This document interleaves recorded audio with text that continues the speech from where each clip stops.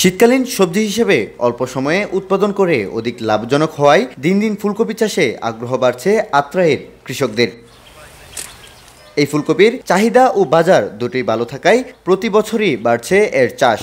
এতে করে সুদিন ফিরছে অনেক কৃষকের। বাজারে আসা আগাম ফুলকপি বাঁধাকপির ব্যাপক চাহিদা থাকায় আশানুরূপ দামে বিক্রি হচ্ছে এই সবজি। এতে করে পুঁজির পাশাপাশি দ্বিগুণ লাভের আশা করছেন কৃষক। আগাম সবজি হিসেবে নওগাঁর আত্রায়ে শীত মৌসুমের প্রধান সবজি ফুলকপি ও বাঁধাকপি। উপজেলার পাঁচপুর ইউনিয়নের গুরুইন গ্রাম শাকসবজির গ্রাম নামে পরিচিত।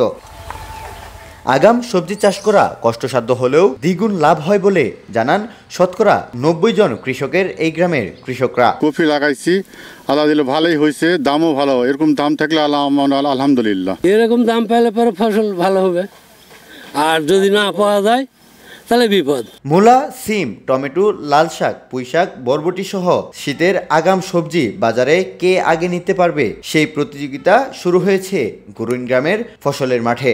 স্থানীয় বাজারের চাহিদা পূরণ করে দেশের বিভিন্ন জেলায় সরবরাহ করা হচ্ছে এই গ্রামের আগাম সবজি। মাই বাংলা টিভি নিউজ ডেস্ক।